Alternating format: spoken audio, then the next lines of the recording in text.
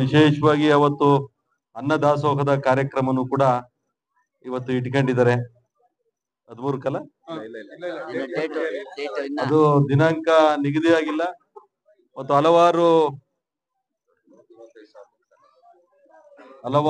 ವಾದ್ಯಗೋಷ್ಠಿಗಳ ಸಮೇತ ಹಲವಾರು ಸಾಂಸ್ಕೃತಿಕ ಚಟುವಟಿಕೆಗಳ ಒಂದು ತಂಡೋಪತಂಡವನ್ನ ಹಲವಾರು ನುರಿತ ಇವತ್ತು ಸಂಗಡಿಗರುಗಳಿಂದ ಇವತ್ತು ಈ ನಗರಕ್ಕೆ ಅವ್ರನ್ನ ಕರೆಸಿ ಬಹಳ ವಿಶೇಷವಾಗಿ ಇವತ್ತು ಚಿತ್ರದುರ್ಗ ಯಾವ ರೀತಿ ನಮ್ಮಲ್ಲಿ ಇಡೀ ರಾಜ್ಯದಲ್ಲಿ ಒಂದು ಗಣಪತಿಯನ್ನ ವಿಸರ್ಜನೆ ಮಾಡ್ತಕ್ಕಂಥ ಸಂದರ್ಭದಲ್ಲಿ ಒಂದು ವಿಶೇಷತೆಯನ್ನ ಮೆರೆದಿದೆ.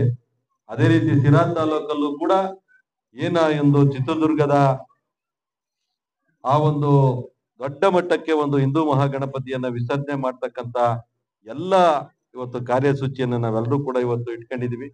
ಅದಕ್ಕೆ ವಿಶೇಷವಾಗಿ ಎಲ್ಲ ಜನಪ್ರತಿನಿಧಿಗಳು ಮತ್ತು ನಮ್ಮ ಎಲ್ಲ ಯುವಕರು ಮತ್ತು ಸಿರಾ ನಗರದ ನಾಗರಿಕರು ಇವತ್ತು ಸಹಕಾರವನ್ನ ಕೊಡ್ತಾ ಬಂದಿದ್ದಾರೆ. ಇದು ಕೂಡ ಅದ್ಭುತವಾಗಿ ನಮ್ಮ ಈ ಒಂದು ತಂಡ ಇವತ್ತು ನಡೆಸ್ತಾ ಇದೆ. ಅದು ಎಲ್ಲರ ಹೆಸರು ಹೇಳಕ್ ಆಗೋದಿಲ್ಲ.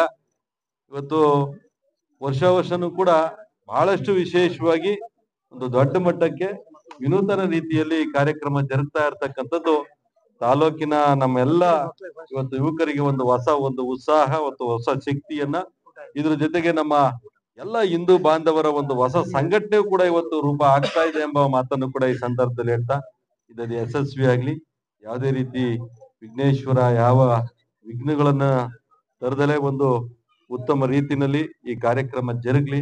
ಅದಕ್ಕೆ ಇವತ್ತು ನಮ್ಮನ್ನು ಕೂಡ ಆಹ್ವಾನಿಸಿದ್ದಾರೆ. ನಾವು ಕೂಡ ಇವತ್ತು ಈ ಕಾರ್ಯಕ್ರಮಕ್ಕೆ ಇವತ್ತು ಬಂದಿದ್ದೀವಿ. ನಾವು ಕೂಡ ಸ್ವಾಮಿ ಸನ್ನಿಧಿಗೆ ಬಂದು ಇವತ್ತು ನಾವೆಲ್ಲರೂ ಕೂಡ ಈ ಪೂಜೆನಲ್ಲಿ ತೊಡಗಿದ್ದೀವಿ. ಎಲ್ಲರಿಗೂ ಕೂಡ ಇವತ್ತು ಒಳ್ಳೇದಾಗ್ಲಿ ಅಂತ ಆಶಿಸ್ತಾ ನನ್ನ ಮಾತನ್ನು ಮುಗಿಸ್ತಾ ಇದ್ದೀನಿ. ಜೈ ಹಿಂದ್. ಈ ದಿವಸ ನಮ್ಮ ಶಿರಾ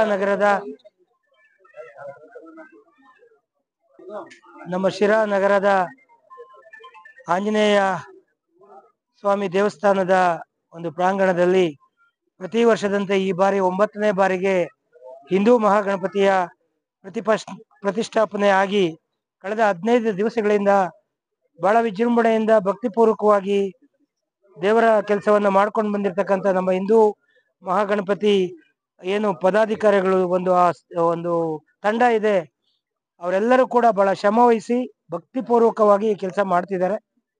ಅವರಿಗೆ ದೇವರು ಎಲ್ಲ ರೀತಿಯ ಆಶೀರ್ವಾದವನ್ನು ಮಾಡಲಿ.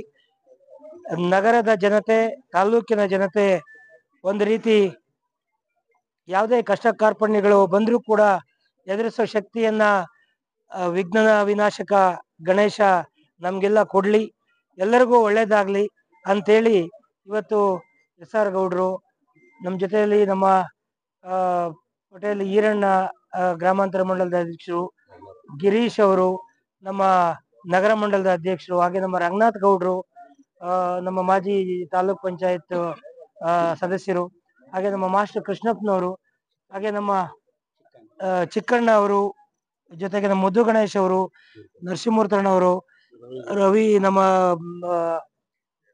ವಿಜಯರಾಜ್ ಅವರು, ರವಿಗೌಡ ಅವರು, ಮತ್ತೆ ರಾಮು ಅವರು, ಭಾಸ್ಕರ್ ಅವರು, ನಾಗರಾಜ್ ಗೌಡ, ಎಲ್ಲರೂ ಕೂಡ ಹೇಮಂತ್ ಗೌಡ ನೋಡ್ರಿ ಅಲ್ಲಿ ಅಂಜನಪ್ಪ ನನ್ನ ಹೆಸರು ಹೇಳಿಲ್ಲ, ಹಾಗೆ ನಮ್ಮ ನಟರಾಜ್ ಇವು ಎಲ್ಲ ಮಧು, ಎಲ್ಲರೂ ಕೂಡ ನಾವೆಲ್ಲ ಇಲ್ಲಿ ಹೆಸರು ಹೇಳಿದಿರೋರೆಲ್ಲ ಕೂಡ ಬಹಳ ಭಕ್ತಿಯಿಂದ ಬಂದಿದೀವಿ. ಎಲ್ಲರೂ ಕೂಡ ಇಲ್ಲಿ ಸೇರಿ ಇದೇ ರೀತಿ ಮುಂದೆ ಕೂಡ ಆಗ್ಬೇಕು. ಇದೊಂದು ಒಳ್ಳೆ ಕೆಲಸ.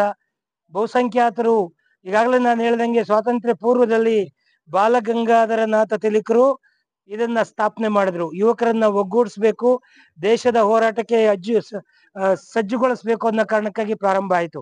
ಈಗಲೂ ಕೂಡ ಇಲ್ಲಿ ಈ ವೇದಿಕೆಯಲ್ಲಿ ಆ ರೀತಿಯ ಚರ್ಚೆಗಳಾಗಬೇಕು.